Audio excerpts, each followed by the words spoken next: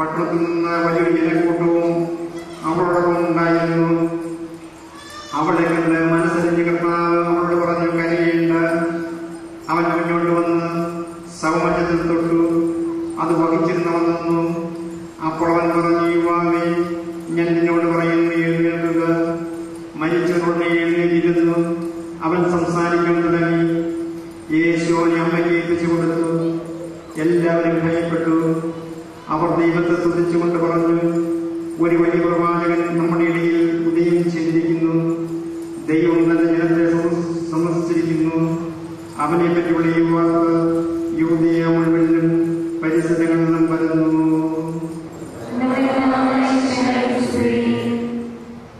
യേശുവിൽ പ്രിയപ്പെട്ട സഹോദരീ സഹോദരന്മാരെ, പരിശുദ്ധമായ ഈ ഇടവക ദേവാലയത്തിൽ തിരുക്കുടുംബത്തിൻ്റെയും വിശുദ്ധ സെബസ്ത്യാനോസിന്റെ തിരുനാൾ ആഘോഷിക്കുന്ന ഈ അവസരത്തിൽ നിങ്ങൾക്കെല്ലാവർക്കും ഞാൻ തിരുനാളിന്റെ മംഗളങ്ങൾ സ്നേഹപൂർവ്വം ആശംസിക്കുകയാണ്. ആ തിരുക്കുടുംബത്തിന്റെ മാതൃക നമ്മുടെ ജീവിതങ്ങളിൽ സംശീകരിക്കാനും നമ്മുടെ കുടുംബങ്ങളെ സന്തോഷത്തിൻ്റെയും സമാധാനത്തിൻ്റെയും ഉറവിടങ്ങളാക്കി മാറ്റുവാൻ നമുക്ക് പ്രത്യേകമായിട്ട് ശ്രദ്ധിക്കാം. ഇന്നത്തെ സുവിശേഷത്തെക്കുറിച്ച് ഒരു ചെറിയ ചിന്ത നിങ്ങളുമായി ഞാൻ പങ്കുവയ്ക്കുകയാണ്. ഒരു ചിത്രത്തിൽ നിന്നതുപോലെ കാണാൻ സാധിക്കുന്ന സംഭവമാണ് യേശുവിന്റെ സുവിശേഷം വിവരിച്ചിരിക്കുക.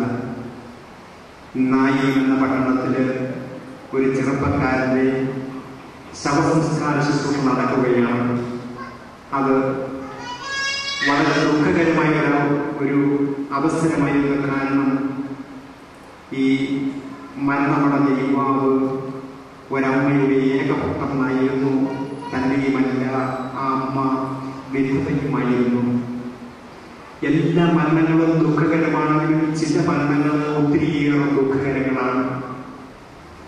കാലം വീഴുന്ന മരങ്ങളും കാറ്റ് വീഴുന്ന മരങ്ങളുമുണ്ട്.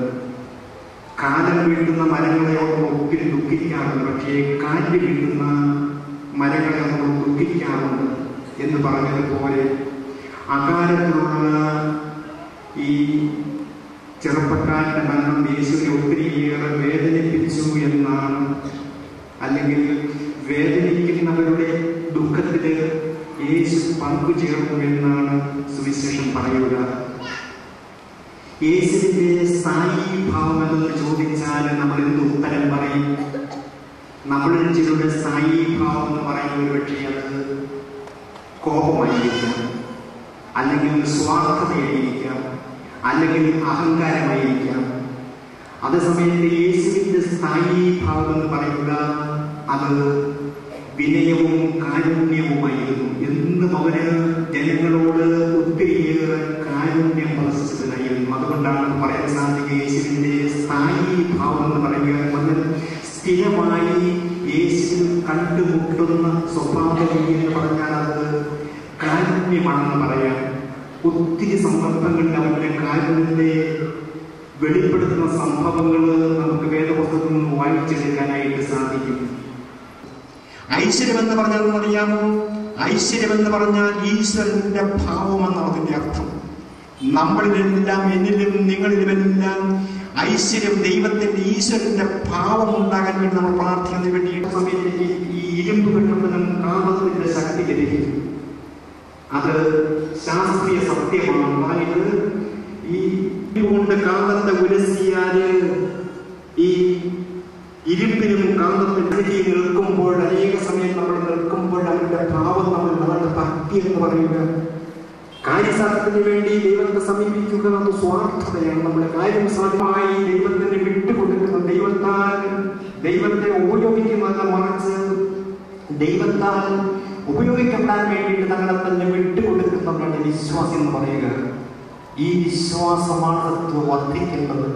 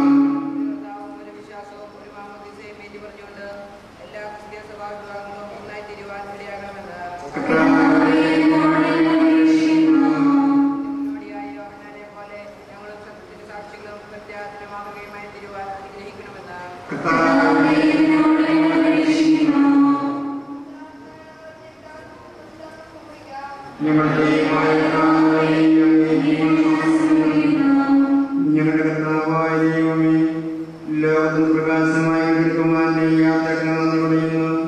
വിശ്വാസത്തിന്റെ ഉദാസനയും മാമോദിസയുടെ ഫലങ്ങൾ ധാരാളമായി പുറപ്പെടുവിക്കുവാൻ ഞങ്ങളെ സഹായശക്തരാക്കണമേ. അങ്ങയുടെ വത്സവനും ഞങ്ങളുടെ രക്ഷകനാവശ്യ സാക്ഷ്യം വഹിച്ചുകൊണ്ട് അവിടുത്തെ ജ്ഞാനപ്രകാശം എങ്ങും പ്രസരിപ്പിക്കുവാൻ ഞങ്ങളെ അനുഗ്രഹിക്കുകയും ചെയ്യണമേ. Give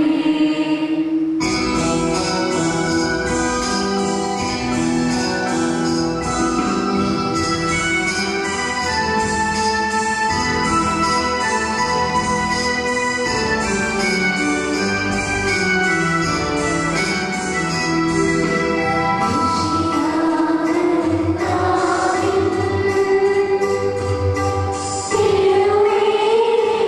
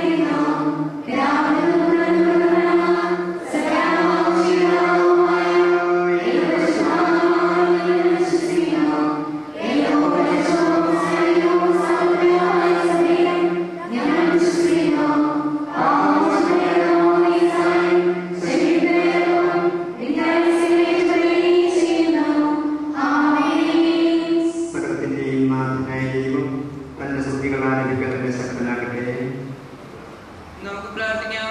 സമാധാനം നമ്മോട് കൂടെ.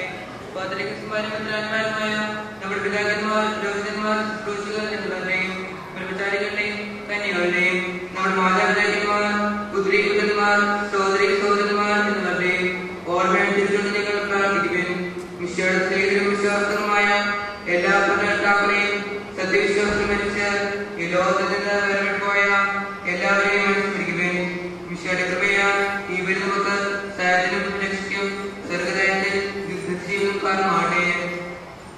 കർത്താവേ, ആശ്വസിക്കണമേ. സഹോദരരെ, ഈ കുർബാന ഞങ്ങളുടെ കരങ്ങൾ പൂർത്തിയാവാൻ ഞങ്ങൾക്ക് വേണ്ടി പ്രാർത്ഥിക്കുന്നു.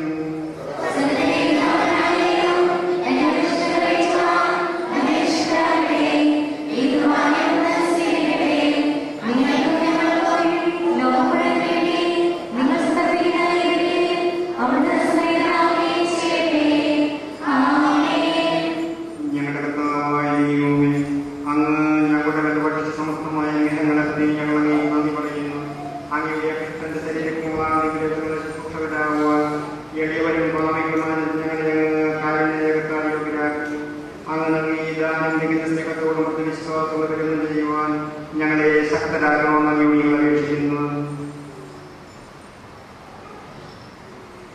ഞങ്ങളെ സ്തുതിയും ബഹുമാനവും മൃതയും ആരാധനയും സമർപ്പിക്കുന്നു, ഇപ്പോഴും എപ്പോഴും എന്നേക്കും.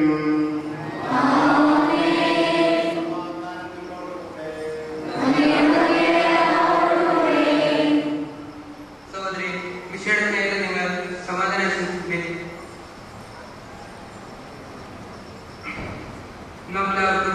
എല്ലാവർക്കും വിശ്വയോടും കൂടെ കർത്താവിനെ നന്ദി പറയുകയും അവിടുത്തെ വിളിച്ചപേക്ഷിക്കുകയും ചെയ്യാം.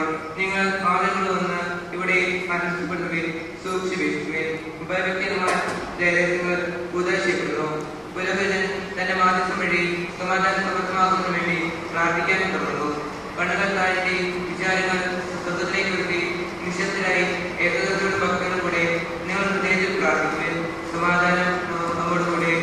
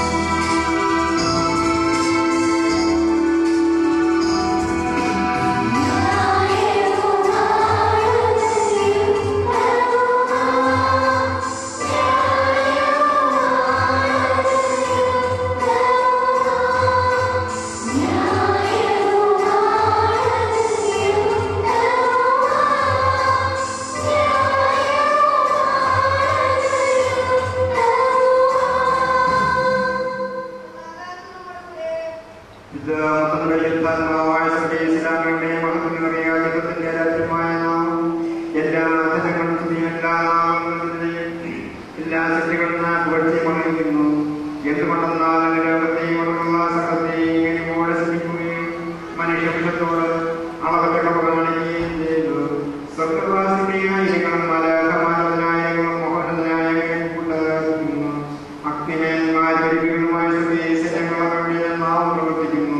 പരിശുദ്ധ പരിവേഗമായ നാഥനായിലേക്ക് ആരാധന സമർപ്പിക്കുന്നു. ഉയർന്ന സ്വരത്തിലൂടെ ആസ്വദിച്ചുകൊണ്ടാവും നീയർന്ന് ഉദ്ഘോഷിക്കുകയും ചെയ്യുന്നു.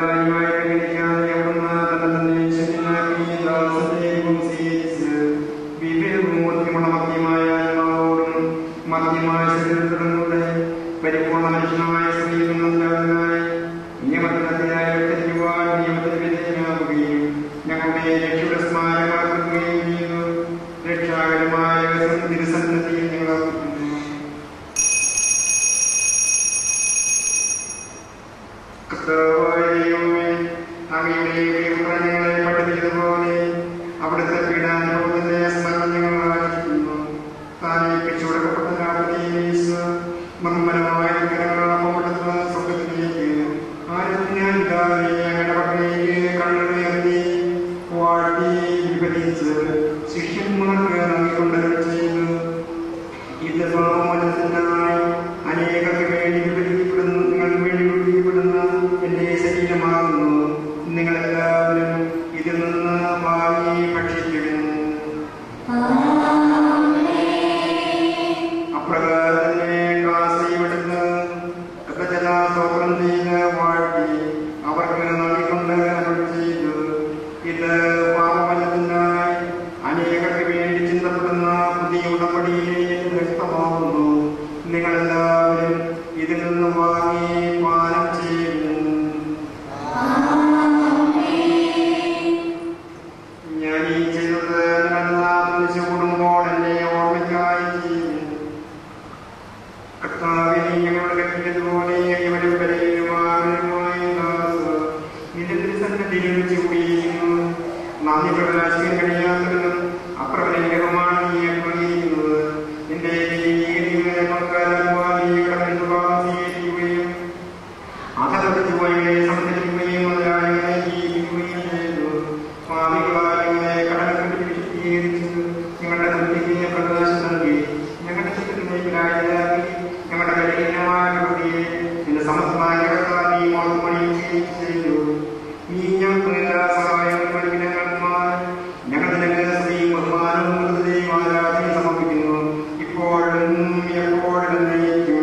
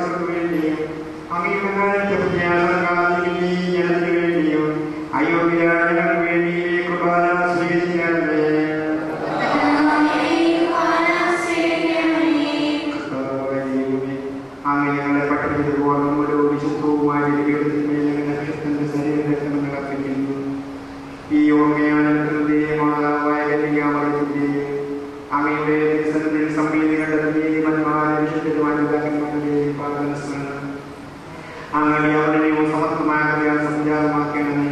ജീവിതകാലം മുഴുവൻ